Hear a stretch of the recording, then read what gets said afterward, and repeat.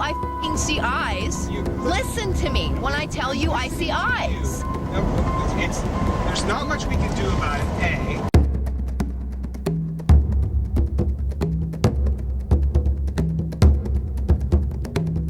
Please support this channel by subscribing and leaving comments.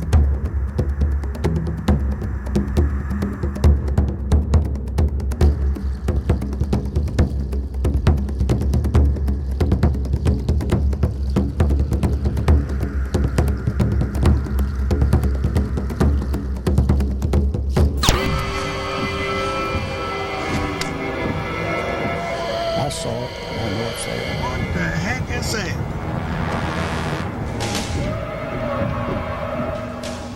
In 1997, these pictures of a large ape-like creature were taken by the respected fire chief of Ochapee, Florida, Vince Dorr.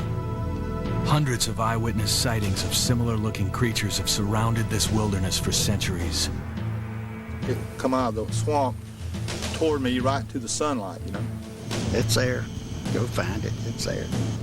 Described as 6 to 8 foot tall, slightly stooped, with long arms, a massive torso, reddish-brown fur, and giving off a foul odor.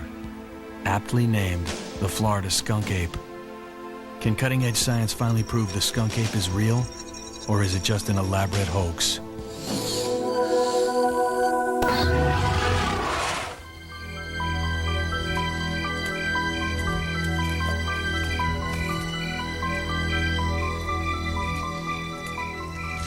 This swamp is an unforgiving place.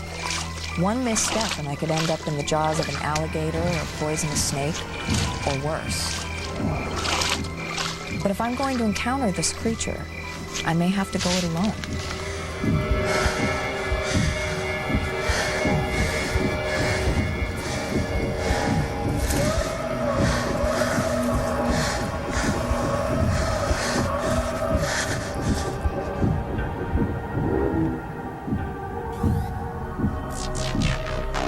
Burt Rollins was alone when he had his unforgettable encounter, one of dozens who tell an eerily similar story. Happened to notice something moving through the swamp, and by the time I seen what it was, whatever it was seen me, it came over to where I was at, because I know what I saw, you know, regardless of what you believe or not now, you know. To many, Burt Rollins' story is impossible to believe. To Autumn Williams, it is impossible to ignore. Matt, do you copy? Autumn How Williams far is a away are nationally we? known cryptozoologist and field researcher, a specialist in the search for as yet undiscovered 10-4. species. Monsters are my life. For over 13 years, I've compiled thousands of reports of skunk apes and other unknown hominid creatures. Many encounters are brief sightings by credible people with nothing to gain by telling their stories. My job is to collect the evidence, and if they exist, to attempt to document my own face-to-face encounter. We gotta be a little careful where we go here. It's kind of like a jungle. Traction for the boundary. Autumn's team of scientists, technicians, and researchers have struggled to bring more than 3 tons of technology to these remote woods. Yeah, my way, We've trimmed some trees, so if you think you can do it, we're probably ready. It seems like everything in this swamp bites. Alligators, poisonous snakes, mosquitoes. Even the plants have razor-sharp thorns. And most of our research is conducted in the dark, when skunk apes are most often sighted. That doesn't leave a lot of room for error, and I worry about the safety of the crew and myself. So that's when I saw the swamp ape. What the heck is that? Betty, wake up. I just saw a skunk ape. The Encounters team is in a remote area of the Florida Panhandle, about 60 miles southeast of Pensacola. The target, a 20,000 square acre chunk of impenetrable swamps, deadly animals, and people say, home of the skunk ape. There have been hundreds of eyewitness accounts here, dating back as far as the 1700s, and they're all alike. An inquisitive, large, ape-like creature with matted reddish-brown hair, and, of course, a terrible odor, leading to a name that was earned, the skunk ape. Autumn and her team are struck by the remarkable consistency of the accounts throughout the decades and continuing today.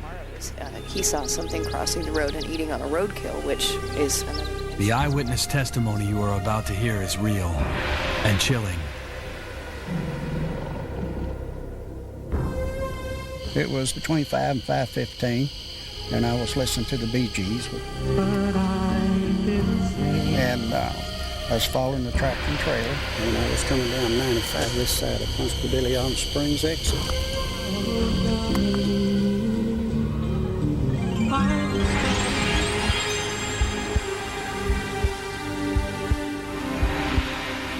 I saw something cross behind the lights. That's when I saw the swamp ape cross the road. What the heck is that?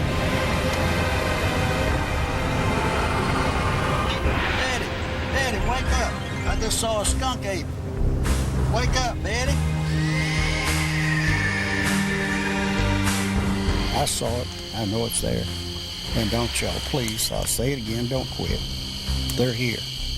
What makes his testimony so exciting to us as scientists is that it's a fresh encounter, recent enough that there may still be physical evidence at the scene. You think maybe there's a barbed wire fence there or something where we can look for hair samples? Yes, I can take you to the right spot. And there is a barbed wire fence there. And if it's there, we'll find it. Everybody needs to take like a particular portion of the fence. So If you see any hairs on there, don't touch them. We've got a DNA collection kit. We're going to use tweezers, put it in sterile alcohol to preserve it, maybe get DNA out of it. So why doesn't everybody take, like, between the fence posts, take 3 sections? You know, I don't think the thing can just step over it. Is that a spider web? Yeah, it's spider web. Would they jump it, or would they do... Or would they just step over? I mean, what would you do if you had a fence easiest this thing to tall? do. Exactly. Well- So this is the exact spot? What Tim marked this tree to be able to find his way back here. Tim put surveyor tape. They didn't see it cross the fence. They didn't see it go up over the fence. But since this is all open, it's logical to assume that it would have. What is it? It's plant material. Oh, okay. There was nothing on the barbed wire fence. One hair, I just don't see anything. I mean, just one hair would have been enough to send off to the lab. A single strand of hair can provide DNA evidence, real scientific proof. But what about a photograph? In 1997, Okeechobee Fire Chief Vince Dorr snapped a picture of an ape-like creature as it crossed the road near his home. Skunk ape researcher Tim Cullen may have the best evidence to date that the skunk ape is real. In addition to the Vince Dorr photo, Cullen also has a clear close-up of a strange creature taken by an unknown photographer, dubbed the Mayaca ape. The photos Tim brought us are intriguing, but are they authentic? Or one more carefully orchestrated hoax? What we need is hard scientific evidence. Better yet, we need our own clear close-up moving video images. It's interesting, but I already see some issues with this one. This one's not real clear. If they are to get those images of a skunk ape, the Encounters team must somehow strip away the creature's natural defenses. Until now, the forest at night was the perfect cover for a skunk ape, but not anymore. Now high-tech equipment may actually give us a shot at getting the evidence we need. Thermal imaging, so sensitive, it can record temperature differences as tiny as a fraction of a degree from hundreds of yards away. The team will unleash this weapon high above the dense forest, sending a sort of X-ray vision through the undergrowth to detect the presence of anyone, of anything, alive and moving down below. these things are not going to be able to hide from this camera. They can't hide. The team will also employ a specially designed array of infrared night vision cameras, able to record a detailed image in total darkness. And after we install the camera, we'll probably put some scent, like some deer scent or something, over at Damascus, or just some scent mask on there. And they will attempt to lure a creature by playing tapes eyewitnesses say are the actual sounds of similar creatures they encountered in the past. The planning is precise, the preparation painstaking, and still the Encounters team will be in for a huge surprise. You can't pull off on the side of the highway for 3 minutes and put your flashers on and pretend we're having a problem or I have to pee? We all looked as soon as you said, look. For centuries, sightings of terrifying 6 to 8 foot tall creatures have been recorded in Florida. The Mysterious Encounters team is at the scene of Burt Rollins' recent sighting, with motion-activated night vision cameras on the ground and thermal imaging cameras high above. They are seeking scientific evidence that the skunk ape is real. Some people already have all the evidence they need. Eyewitness Burt Rollins. I am kind of upset that science ain't really got aggressive with the search of these things. Scientists probably don't believe witnesses. I don't drink, I don't take drugs. According to the doctor, I'm in real good health, mentally and physically. And why they don't take my word for something, I have no idea. Someone in a costume in this area that's so snaky and boggy and stuff like that would be taking their life in their own hands, wading in a swamp. And what were you doing in the area at the time? I was fishing. You're fishing? Okay. Tell me about your sighting. Just kind of go over it if you would. I was fishing off the Scambia River up in the swampy area and happened to notice something moving through the swamp. By the time I seen what it was, whatever it was seen me, and it had to wade out in the water about waist deep. What the heck? It stopped, looked at me for a minute or so. I was so startled I didn't know what to do. Then it turned, went about its way. It appeared not to be afraid, and I never told anyone about this. The old saying goes, seeing's believing, so what I seen, I believe.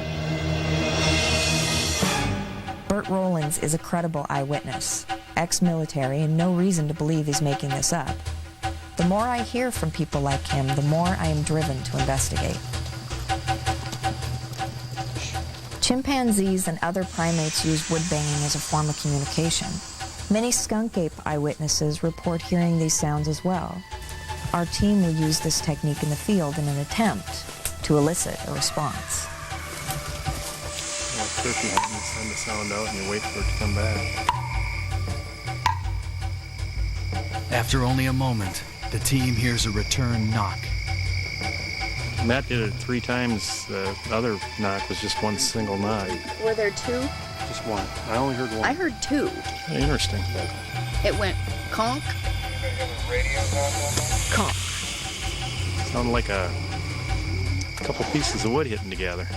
The knocking sound that I heard could have been something from the road. I'm not sure. We can try and get it again though. Yeah, it sounded exactly like what Matt was doing. A couple 2x4s slapping together.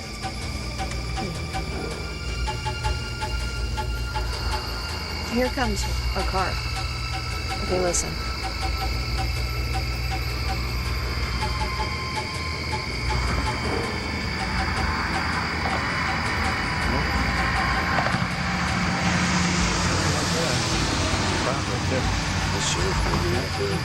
I'll be darned, you're right. See, that's tire sound. Okay, but... No, it wasn't a tire sound we heard. No, definitely wasn't. I heard the tire sound too, but it didn't come from that direction. What?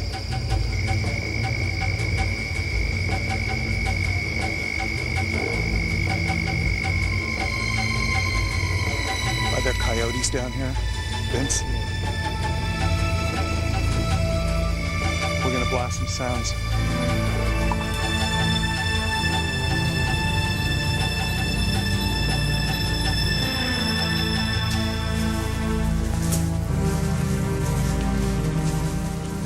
In a moment, the team will attempt to communicate with a skunk ape in yet another way. But first, is there any other evidence this night that a creature is nearby?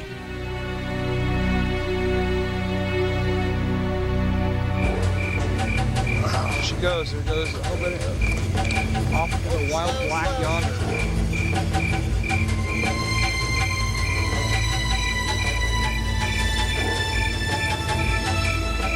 You know, the neat thing about this is that we can surveil thousands of acres at a time, silently.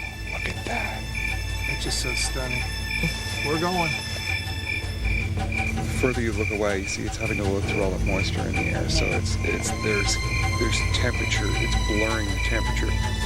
The thermal camera is doing its job, cutting through the darkness and the forest canopy. The team is excited until the fog rolls in. Will it clear before the night is over? It's not a good night for thermal. Encouraged by the wood knocking, they now turn to the call blaster. This incredibly sophisticated sound system can isolate and broadcast frequencies no human can hear. If there is a skunk ape within 10 miles, the call blaster will reach it.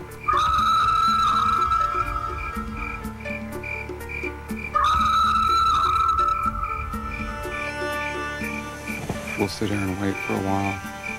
We may or may not hear various types of animals calling back. What types of animals down here? What's the full list of things we might hear? Coyotes. But there's obviously not that many because that usually gets the coyotes calling when we blast something like that. The sounds we broadcast are actual recordings of what eyewitnesses say are unknown primates similar to a skunk ape. We hope that we can use these sounds to lure one of the creatures to us. Will it work? And what if it does? Just went past the bonfire exit. This is the Chipley exit though, right? Suddenly, as the team changes locations, an unexpected sighting along the freeway. I see eyes right up here. I don't know if it's a deer or what. Right here, right here, right here, right here, right here. Look down. Has the call blaster lured a skunk ape to this area? There was eyes. Did you see it? I've seen a lot of stuff. Say down here looking for a skunk ape. Okay, I tell you I see eyes. Listen to me when I tell you I see eyes. There's not much we can do about it, A. And B, odds are that if we're shining our headlights that you're seeing a reflection of eyes off of a more common animal. Well, that's fine, except it was like down in the ravine, and the eyes were showing up above bushes that were about 5 feet tall. Go figure. Could have been a deer. What I thought was, let's continue on. If there's a good spot there, we can always come back. Yeah, when was the last time you saw a deer whose neck was up 5 feet? Well, you don't know exactly how tall the bushes were. Testing, 1, 2, 3. Autumn turns the crew around and returns to the scene of her sighting. She has made a determined decision. She will go solo into the woods.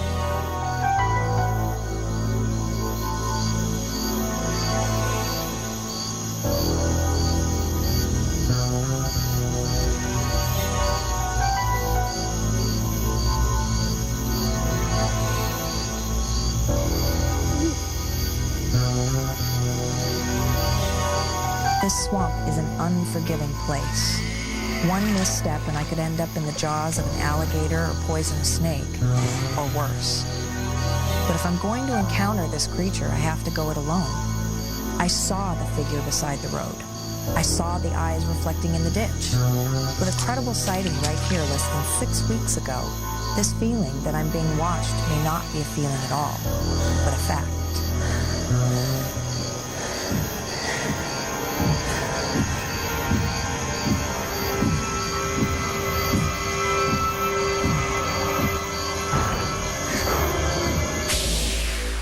Will Autumn have her own encounter? What evidence, if any, was collected by our surveillance equipment? And is this photo the most compelling existing evidence of a skunk ape? The answers when we return. I have studied the Vince Dorr photo from Florida.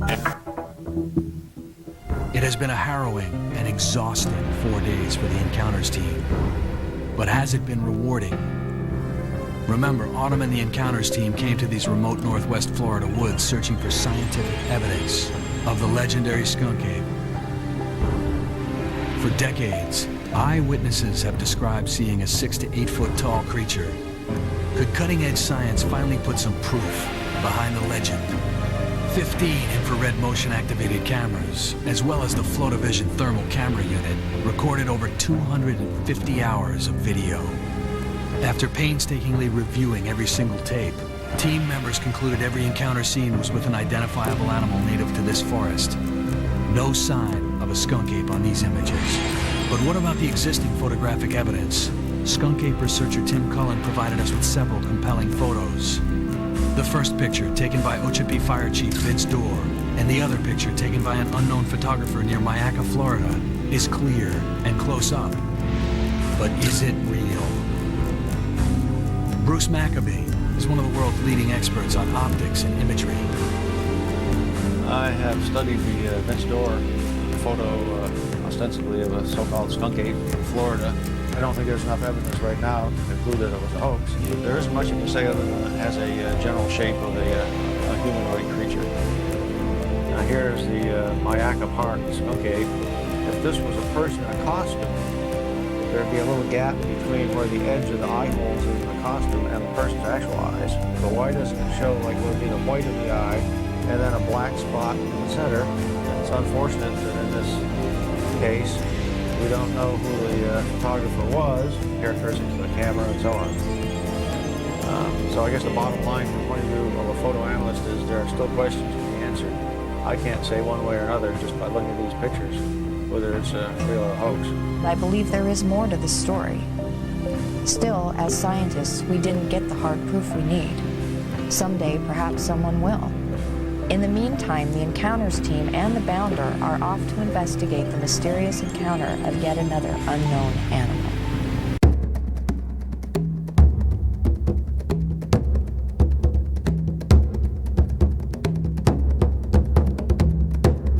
If you're enjoying all this rare and unique content, please show your support by subscribing and leaving comments.